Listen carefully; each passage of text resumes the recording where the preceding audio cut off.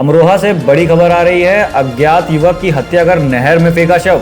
हम आपको बता दें कि पूरा मामला जनपद अमरोहा का है, जहां अज्ञात युवक की हत्या कर शव को नहर के किनारे फेंका।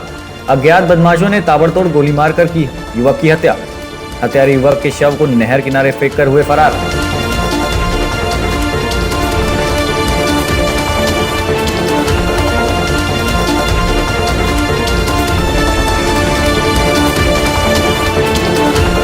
सूचना मिलने पर मौके पर पहुंची पुलिस ने शव को कब्जे में लेकर पोस्टमार्टम के लिए भेजा। अमरोहा के थाना धनोरा क्षेत्र के नौगवा नहर का पूरा मामला। अमरोहा जनपद के हसनपुर इलाके में खेत पर जा रहे 12 वर्षीय बालक पर आवारा कुत्तों ने हमला बोल दिया। बालक बुरी तरह जख्मी हो गया। अस्पताल ले जाते वक्त उसकी मौत हो गई। परिजनों के बीच कोहराम मच गया। कोतवाली क्षेत्र के गांव रामपुर भूड़ निवासी चंद्रपॉल ने पूर्व प्रधान मनीष की भूमि को चौथाई पर लेकर उसमें फसल बो रखी थी। बुधवार दोपहर बाद चंद्रपॉल व उसकी पत्नी संजना खेत पर काम करने चले गए। शाम के वक्त चंद्रपाल का 12 वर्षीय बेटा शरद खेत पर जाने के लिए घर से निकला। वह बीच रास्ते में पहुंचा कि अचानक एक दर्जन आवारा कुत्तों के झुंड ने उस पर हमला बोल दिया। उसे काटकर बुरी तरह जख्मी कर दिया। बालक की चीख सुनकर आसपास के खेतों पर काम कर रहे लोग मौके पर पहुंचे और कुत्तों को किसी तरह भगाया। सूचना पर शरद के परिजन मौके पर पहुंचे। लहूलुहान शरद को नगर के निजी चिकित्सक के यहाँ लाया जा रहा था, लेकिन रास्ते में ही उसकी मौत हो गई। चिकित्सक ने उसे देखते हुए मृत घोषित कर दिया। परिवार में कोहराम मच गया। शरद गाँव के प्राथमिक विद्यालय में कक्षा 5 का छात्र था। वो 4 भाई बहन में सबसे बड़ा भी था।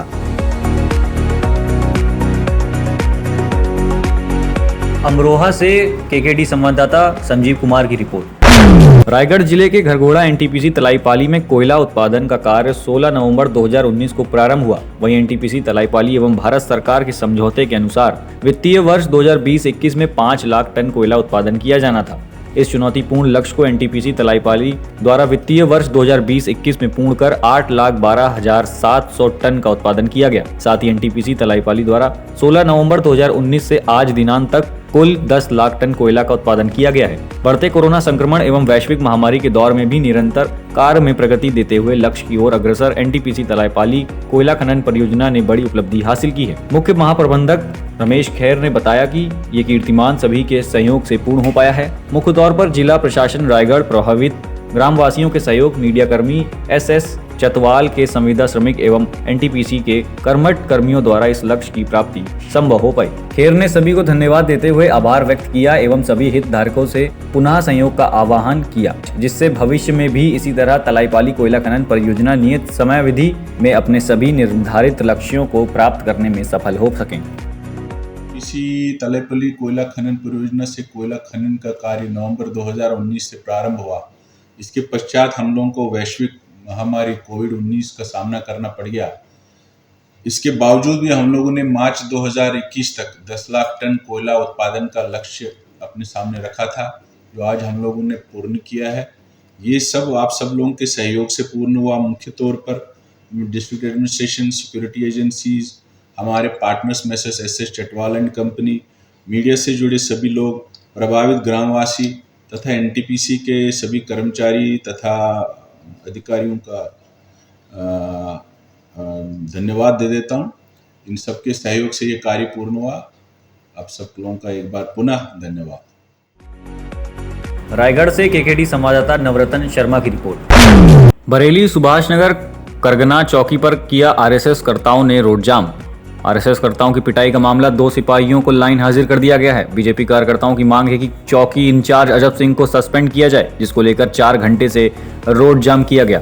एसएसपी रोहित सिंह सजबान के आश्वासन पर धरना खत्म किया गया।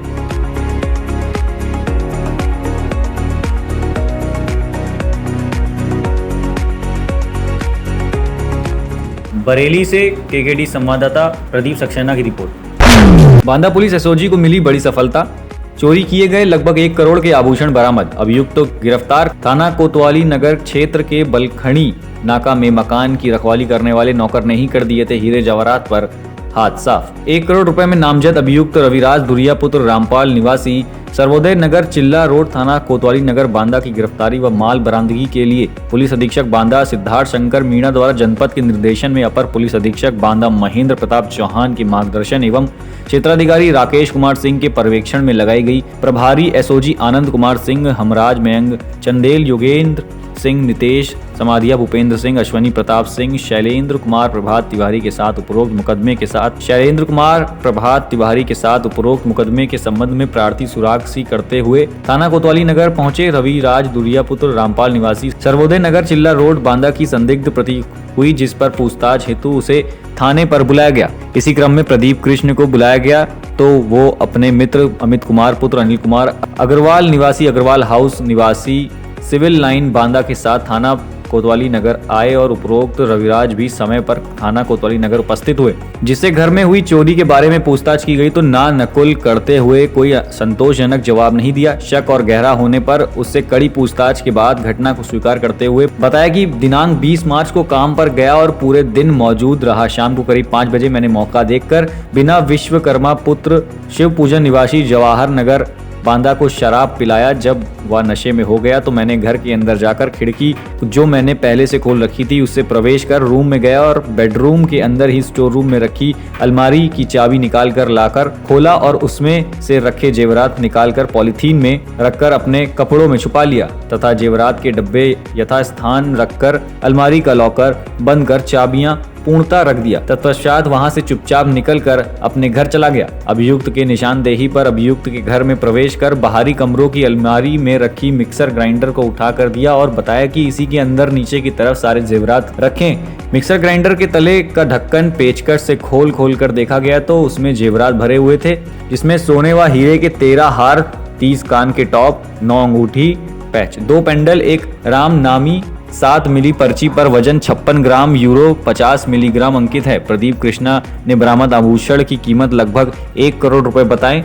इस संबंध में थाना कोतवाली नगर बांदा में मुकदमा संख्या 187/2021 धारा 457/381 भादवी पंजीकृत किया गया है। प्रदीप कृष्णा जी हैं, ये गंगा कुटीर बलखंडी नाका के रहने वाले हैं। ये पेट्रोल पंप का इनका कारोबार है और वाहन भी जो है इनके पास है। ये इनका घर में पुश्तैनी इनके जेवर रखे हुए थे। ये 15 मार्च से लेकर के 25 मार्च के बीच में ये अपने बच्चों के पास लखनऊ चले गए थे और इनके घर में काम करने वाले 3 इसमें एक काफ़ी जो 30-35 सालों से इनके घर में कार्य कर रहे थे मुनीम, और एक रवि, अभी हाल में ही इन्होंने एक रवि धुरिया नाम का एक मजदूर अपने पास रखा था घर में काम करने के लिए। हालांकि ये पहले भी इनके यहाँ काम कर चुका था, लेकिन फिर लॉकडाउन के दौरान उसने बताया कि मेरे पास काम नहीं है, तो उन्होंने फिर जो है उसको अपने यहाँ काम के लिए रख लिया था, क्योंकि पूर्व से पहले से परिचित था। और ये 15 मार्च से लेकर 25 मार्च के बीच में जब ये लखनऊ में थे तो उन्होंने बाहर की जो चाबी थी वो अपने मैनेजर को जो है उन्होंने दे दिया था कि अपने घर में अगर कोई साफ़ सफाई वगैरह करना हो तो इसको करते रहिएगा। इसी का फ़ायदा उठा करके 20 तारीख को मैनेजर को किसी बात को लेकर के उन्होंने उससे चाबी ले लिया था, रवि धुरिया और एक विनय विश्वकर्मा, और कुछ देर के लिए करीब 1-1.5 घंटे के लिए वो मुनीम कहीं बाहर गया हुआ था। उसी दौरान उन्होंने उससे चाबी लिया और शटर इनका मेन शटर है घर के अंदर का, उसको खोल करके और वहाँ पर जो है शराब रखी हुई थी इनकी, उसको पहले उन्होंने खूब पिया। और जब ये विनय विश्वकर्मा जो है काफ़ी शराब के नशे में हो गया और वहीं पर वो बैठ गया, तो ये शायद रवि धुरिया पहले से ही जो है ये इसकी प्लानिंग बनाए हुए था। इनके जिस कमरे में अलमारी में इनका जो जेवर रखा हुआ था उसमें एक खिड़की थी, उस खिड़की को उसने पहले खोल रखा था, मतलब उसमें कोई जाली नहीं थी, मात्र खिड़की में शीशा था, उसको पहले ही उसका खोल रखा था, केवल ऐसे बंद था। उसी रास्ते से वो घर के अंदर उसने प्रवेश किया और उसको ये पता था कि इस अलमारी की चाबी कहाँ रखी जाती है, और अलमारी की चाबी उससे लेकर के उसने इनकी अलमारी खोली और उसने करीब 1 करोड़ के जेवर जो उनके थे उसको वहाँ से निकाला और निकाल करके फिर अपने घर पर आया और एक मिक्सी ग्राइंडर है उसमें उसने उसके नट बोल्ट खोल करके उसने सारे जेवर को उसने छुपा लिया।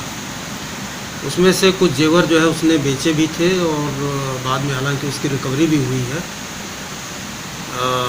इस प्रकार जो है जितने भी जेवर थे, जब इससे पूछताछ की गई तो उसने घटना स्वीकार किया और उसने खुद चल करके वो मिक्सी ग्राइंडर दिखाई जिसमें वो जेवर छिपा के रखे हुए थे। सारे जेवर जो है पूरे बरामद हुए और जहाँ जिस सुनार को उसने जो जेवर बेचे थे उस सुनार से भी जो है वो जेवर बरामद हुए। इस प्रकार कुल 100% जो है ये बरामदगी हुई है। और ये इस पूरी इस घटना में जो है हमारी जो एसओजी टीम है आनंद सिंह के पर्यवेक्षण में और उनकी पूरी टीम ने इसमें विशेष रूप से इन्हीं के द्वारा ये घटना को वर्कआउट किया गया है। और इस पूरी टीम को जो वादी मुकदमा प्रदीप कृष्णा जी हैं, इन्होंने जो है 1,51,000 रुपये पुरस्कार देने की भी इनके द्वारा घोषणा की गई। सर इसमें गिरफ्तार कितने हुए हैं? इसमें एक व्यक्ति गिरफ्तार हुआ, रवि धुरिया, जिसने घटना को कारित किया था। स्थानीय लोगों को दावा सर कि इसमें मुकदमा बाद में पंजीकृत किया गया है। नहीं, इसमें मुकदमा जब इन्होंने सूचना दिया था 27 तारीख की रात में, 28 तारीख को ये अभियोग पंजीकृत कर लिया गया है। 28 मार्च को इसमें अभियोग पंजीकृत कर लिया गया था। बांदा से केकेडी ब्यूरो चीफ पूरन राय की रिपोर्ट।